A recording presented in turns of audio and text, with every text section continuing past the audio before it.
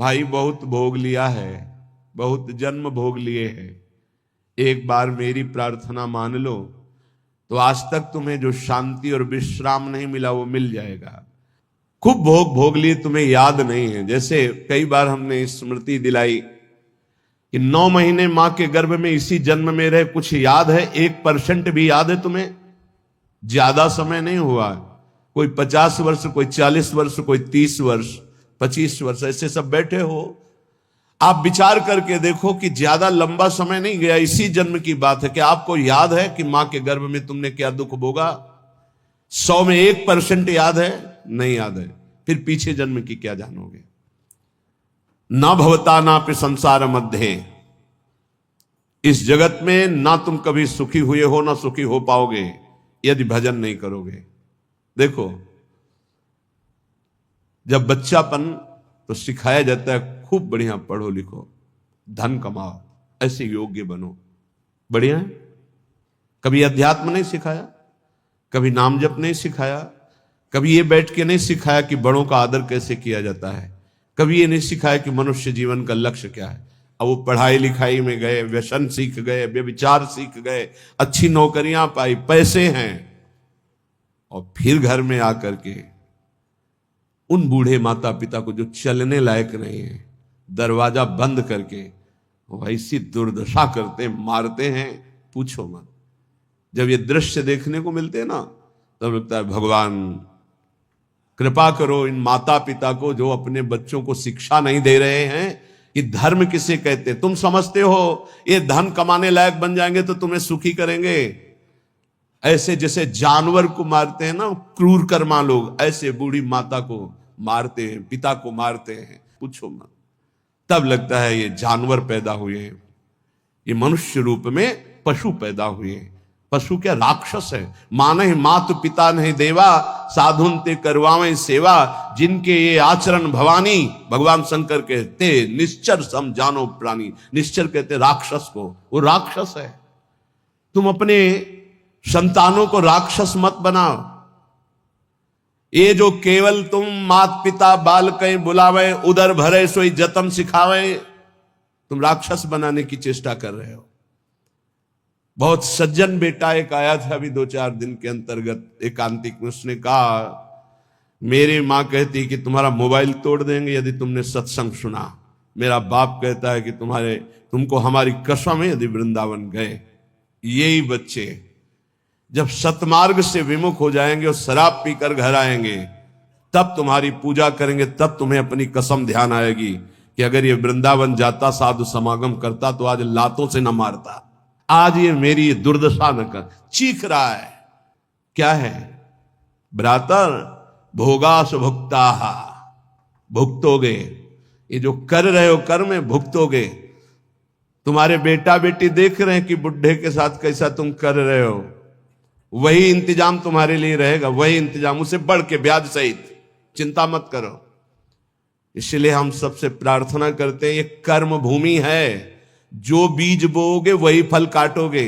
आज देखने में लग रहा है कि माता पिता के साथ बड़ा अन्याय हो रहा है, लेकिन सत्य पूछो तो ये उनके कर्म का फल उनको देखने को मिल रहा है। न कभी राम बोले, न कृष्ण बोले, न हरि बोले, पूरा जीवन केवल इसी में लगाया, तो देख परिणाम। जिनके लिए जीवन लगाया वही तेरा जीवन लेने के लिए तत्पर हो रहा है, वो वही तेरा नाश कर रहा है। जिसको तूने सजाया वही तुझे दंड दे रहा है। क्यों? भगवान का विरोधी भाव रखने वाला कभी सुखी नहीं हो सकता। हनुमान जी महाराज रावण को कहते, हाथ जोड़कर विनती करता हूं राम जी की विमुखता का त्याग कर दे, नहीं शंकर साहस विष्णु अज तो ही सकहि न राख राम कर द्रोही। मैं सभा में कह रहा हूं, ये हजारों हजारों ये भगवत स्वरूप महापुरुष भी तेरी रक्षा नहीं कर पाएंगे, तेरा विनाश हो जाएगा यदि तू भगवान से विमुख रहेगा। हे भ्रातर भोगा सुभुक्ता की न इव भवता नापि संसार मध्य। संसार के बीच में तूने क्या क्या नहीं किया, बहुत से पाप किए, बहुत से भोग भोगे।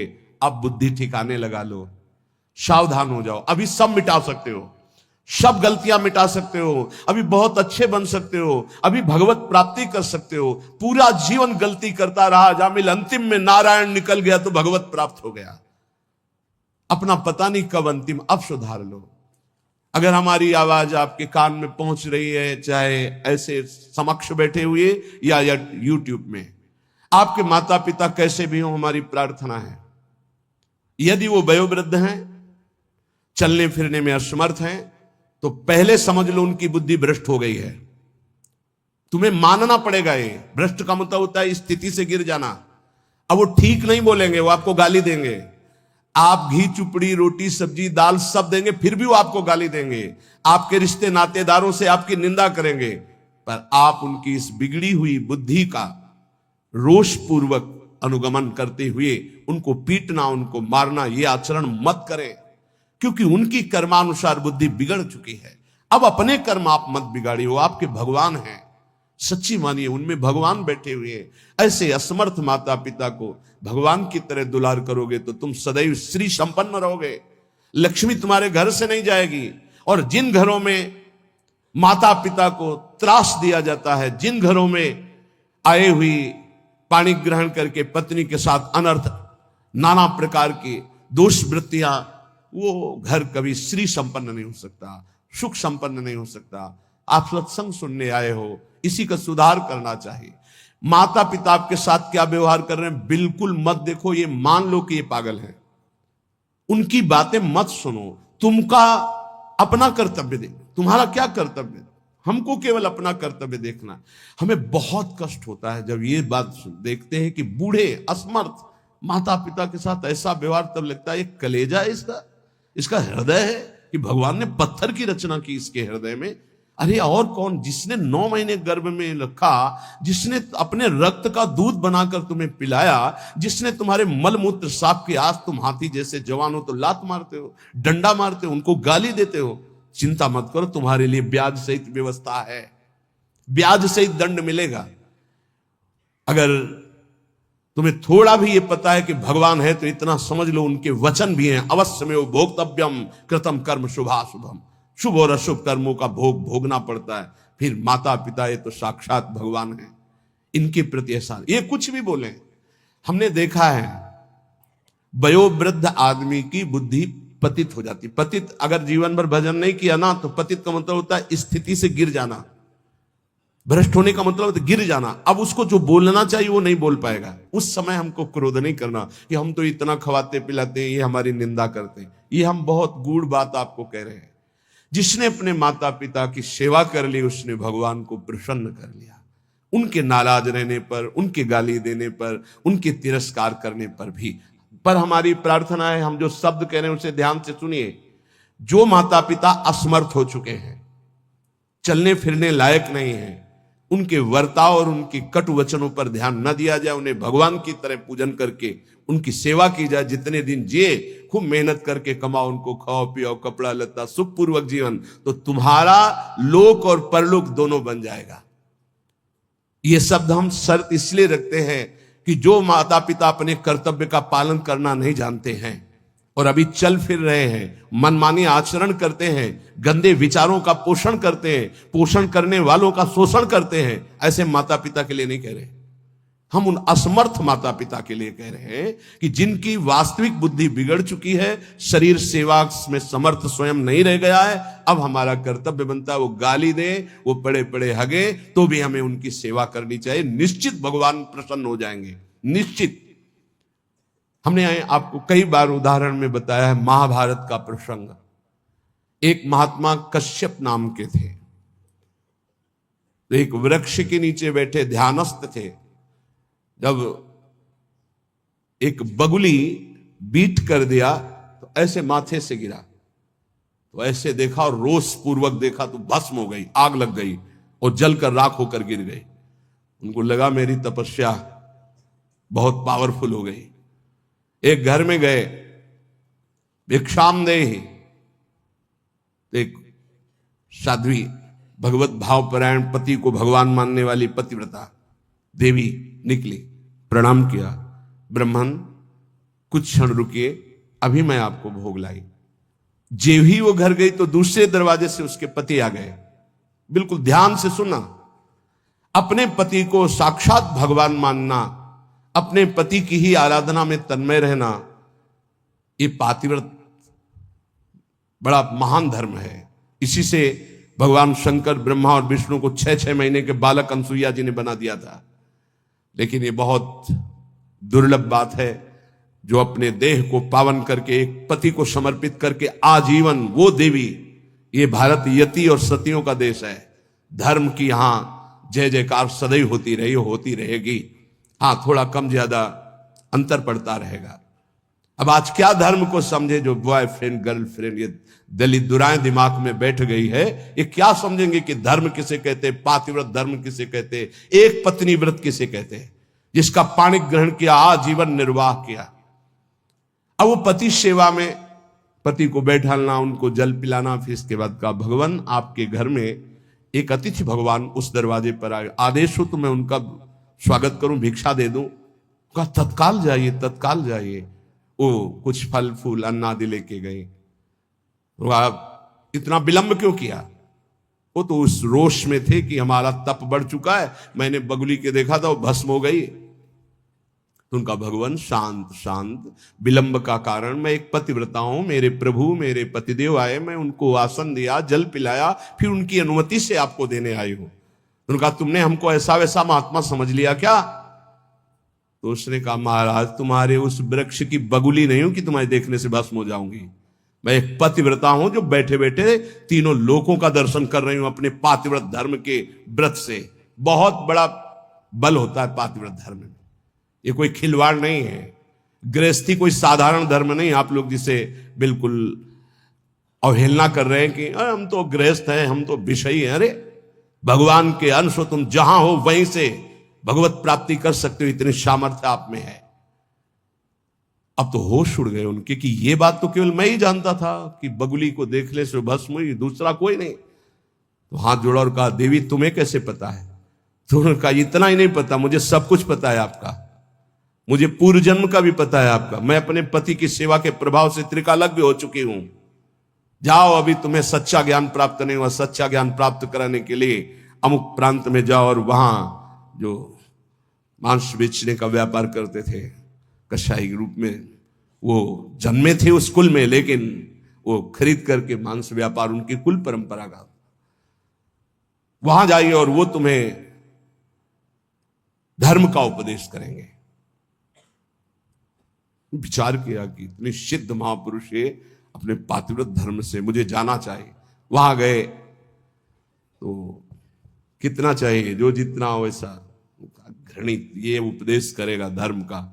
चलने लगे तो उनका कश्यप जी, बिना परिचय के परिचय, कश्यप जी रुकिए। रुके, आपको अमुक गांव की पतिव्रता पत्नी ने भेजा है ना? हाँ। पहले फोन तो था नहीं कि फोन कर दिया होगा। बोले आप रुकिए, मैं अपना व्यापार रूपी पूजा कर्म कर लूं, फिर आपको मैं उपदेश करता हूं। आश्चर्यचकित हो गए, इतना मलिन कार्य करने वाला और त्रिकालज्ञ है, ये भी बिना परिचय के परिचय जानता है। और वो पत्नी ने क्या कहा ये मुझे कैसे? बाद में जब अपने सेवा से निवृत्त हुए तो दुकान को अपनी प्रणाम किया, पैर छुआ और वो कर्म भगवान को समर्पित किया कि मुझे जिस कुल में जन्म दिया वो मैं कर्म कर रहा हूं और नाम जब निरंतर चलता। उन्होंने कहा पहले तो मैं पूछना चाहता हूं आप इतना निंदनीय कर्म क्यों करते हैं? तो उनका है मेरी कुल परंपरा से चल रहा है। फिर तुमको इतना पवित्र ज्ञान कैसे हो गया तीनों काल का? बोले मैं निरंतर नाम जप करता हूं, अपने कर्म को भगवान की पूजा समझता हूं। और आओ, और घर ले गए और दिखाया कि श्वेत पलंग पर बूढ़े माता पिता बैठे हुए, जाके साष्टांग दंडवत किया। बोले जो उससे धन मिलता है उससे मैं अपने इन भगवान की सेवा करता हूं।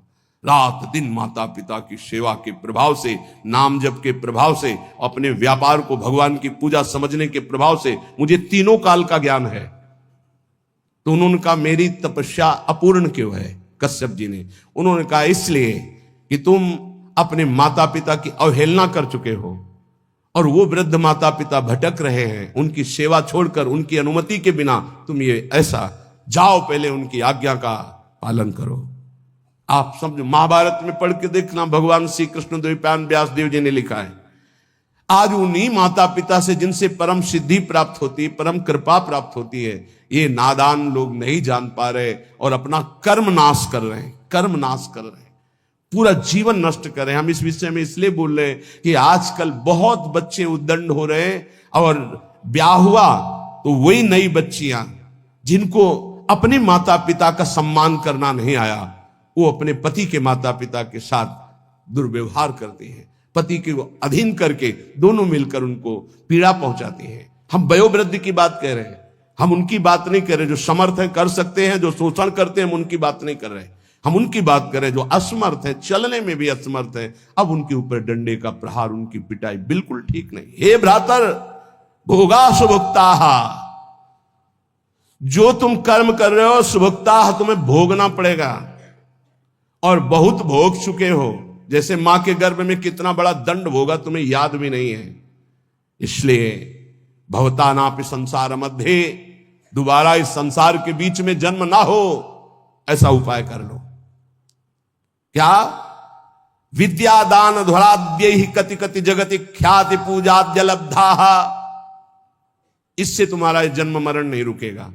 बहुत पढ़ लिख कर विद्वान हो गए हो तो तुम्हारी ख्याति हो जाएगी, बहुत दान दे दोगे तो तुम्हारा यश हो जाएगा, बहुत भोग सामग्री आहार विहार बांट दोगे, बहुतायत रूप में तुम्हारे पास आ जाएगी, लेकिन तुम्हारा जन्म मरण नहीं रुकेगा।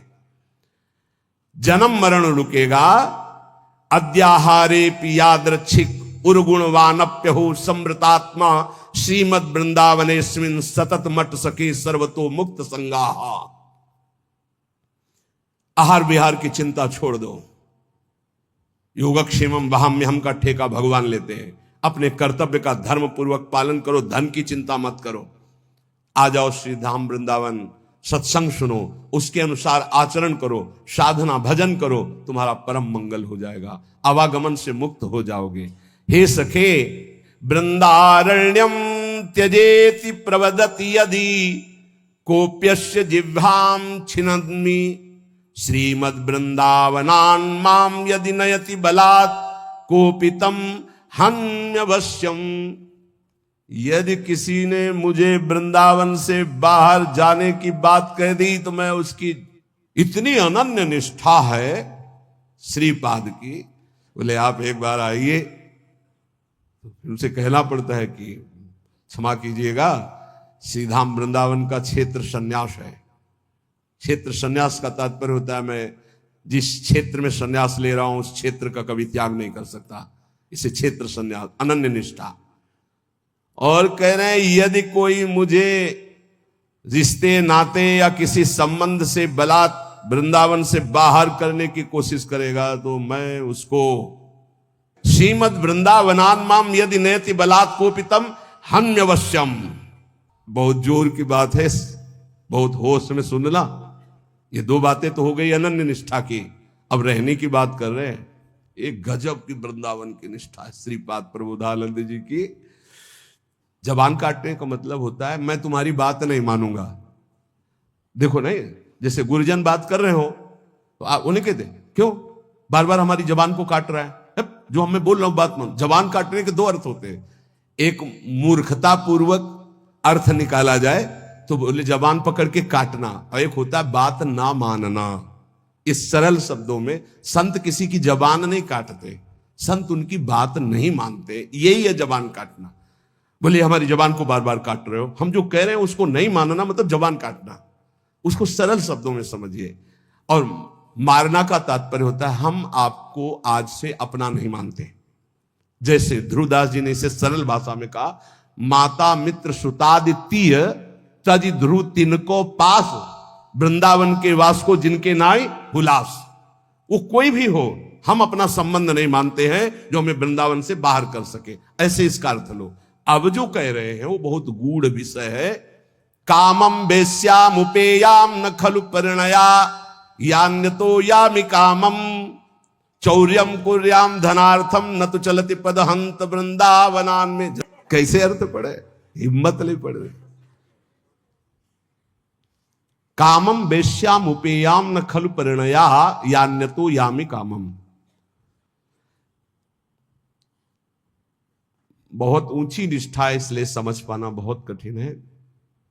ये बहुत बड़ी बात कह रहे हैं कि वृंदावन में मैं वैश्यागमन करके भी रहना स्वीकार कर सकता हूं, लेकिन वृंदावन के बाहर में बहुत बड़ी बात कह रहे हैं। मतलब उसका अर्थ करना कठिन है, क्योंकि उनकी बहुत ऊंची निष्ठा से वो बात कर रहे हैं। भला ब्रह्मबोध संपन्न महापुरुष के अंदर कहीं कामना हो सकती? भला ऐसे अंतःकरण वाले महापुरुष जो प्रेम में निष्ठ है, उनके अंदर कहीं कामना हो सकती है? लेकिन निष्ठा की चरम सीमा का स्वरूप ये निष्ठा की चरम सीमा समझ पाना बहुत कठिन बात होती है, बहुत कठिन बात होती है। रसिक अनन्यमाल में एक चरित्र आता है कि वो उनके गुरुदेव भगवान हरिवंश महाप्रभु थे। उन्होंने बताया, जैसे हरिराम व्यास जी को श्याम श्यामा पद कमल संग शिरनायो, श्याम श्यामा के चरणों की जो आराधना करने वाले भक्तजन, उनकी आराधना से निश्चित प्रिया प्रीतम की प्राप्ति हो। उन्होंने गृहस्थ में थे, वो अपने घर में साधु सेवा विस्तार करने लगे। जब जहां जैसे संत सुनते उनके घर आते, तो एक नौजवान आदमी ने, जो बिल्कुल कोई मतलब भजन साधन से नहीं, देखा बहुत साधु वेश में हलवा पूड़ी खवाया जाता है और दक्षिणा भी मिलती है, तो पाखंड वेश धारण करके, वो साधु नहीं था, वो वहां गया तो उन्होंने उसका पूजन किया, वैसे ही जैसे संत सेवा करते हैं।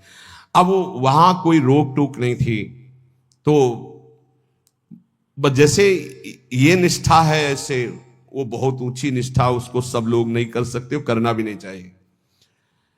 अब उनके घर में एक नवयुवती बच्ची थी जो ब्याह योग्य थी, और माता पिता और सब खूब वैभव ऐश्वर्य और साधु सेवा करते थे। रात्रि में छत में गर्मियों में शयन होता है, तो संत ऊपर, जो संत नहीं थे, केवल वेश मात्र था, वो कुछ ऐसी चेष्टा, बड़ा प्रसंगम सारांश में किया, निष्ठा का स्वरूप। सुबह हुआ, अब आंगन में माता पिता, और वो समझ गया था कि देख, अब वो घबरा रहा था, उसके प्राण व्याकुल होते कि मारे गए हम। हाथ जोड़ा दोनों ने, कहा प्रभु मैं सदैव संतों को भगवान मानता रहा हूं और आपको भी भगवान मानता हूं। आपने जो भी चेष्टा की, मैं समझता हूं मेरे राधा वल्लभ लाल का ही इशारा था। आप इस बेटी का पानी ग्रहण करें, सारा महल और ये सब ऐश्वर्य आपका, और मुझे आदेश करें, अब मैं अपने गुरु हरिवंश चंद्र जी के पास वृंदावन जाकर, और चल दिए सब छोड़ के।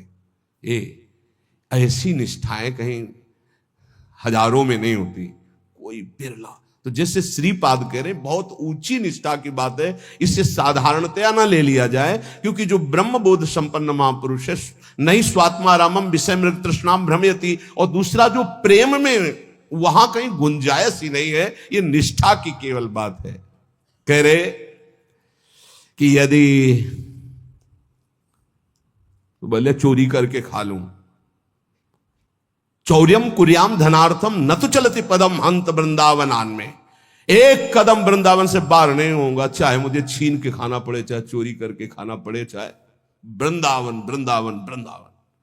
इसीलिए इसकी व्याख्या ज्यादा नहीं की कि अज्ञानी जीव नहीं समझ पाएंगे। परिहासे प्यन्या प्रिय कथन मुक्तोति बधिरहा। देखो देखो, आप समझना, अगर मैं कभी हंसी मजाक में भी बुरा बोलने की बात आएगी तो गूंगा बन के रहूंगा, कभी किसी को कष्ट देने के लिए हंसी मजाक भी नहीं करूंगा। परिहासे, ऐसे महापुरुष भला जरा सोचना। इसीलिए वहां रुक रहे थे कि शायद है बहुत लोग बाहर के भी बैठे ना समझ पावे इतनी ऊंची स्थिति की बात, और महापुरुष की बात का उपहास करने लगे। परिहासे प्यन्या प्रिय कथन मूकोति बधिरहा।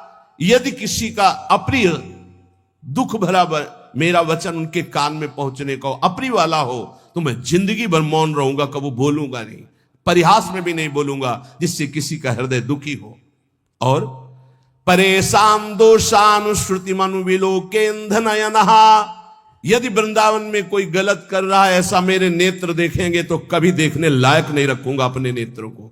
वृंदावन का दोष मैं नहीं देख सकता, वृंदावन वासी का मैं दोष भाव कभी अपने में, परेशान दोषानु मैं सुनूंगा भी नहीं, मन से भी नहीं चिंतन करूंगा, और विलोकेंध नयना, देखते हुए भी मैं अंधा बन जाऊंगा, अपने नेत्रों को देखने लायक नहीं रखूंगा।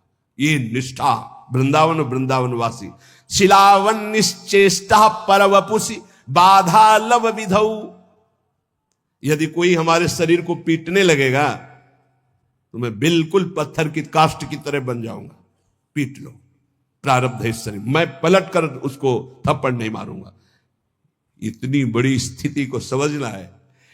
ये ऐसा देखा है, महापुरुषों को देखा है, देखा है। आप लोग इस समय से आधुनिक वातावरण में है कि जहां वो कष्ट नहीं मिले हैं।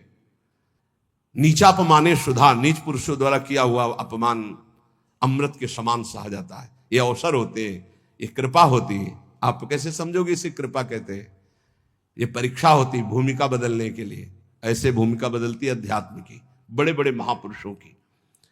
चाहे कोई कितना भी मुझे कष्ट दे, पीटे, मैं पत्थर के हृदय रख करके सह जाऊंगा। कभी शिलावन निश्चेष्टा, कोई चेष्टा ही नहीं करूंगा। पत्थर में जैसे डंडा मारो, कुछ नहीं बोला ऐसे। पर वपुष बाला लव विधो, लेश मात्र भी पीटने वाले को कष्ट नहीं होने देंगे। यही उमा संत के यही बड़ाई, मंद करत जो करे भलाई।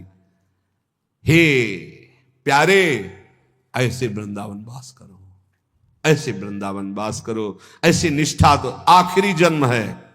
वृंदावन में सत्संग सुन रहे हो, नाम जप करो। नहीं वृंदावन वास है तो आश्रय ले लो, पर इतने सहनशील रहो। तो ये आखिरी जन्म है। बार बार जन्म मरण के चक्र से मुक्त हो। मानव जीवन केवल अच्छी कमाई के लिए।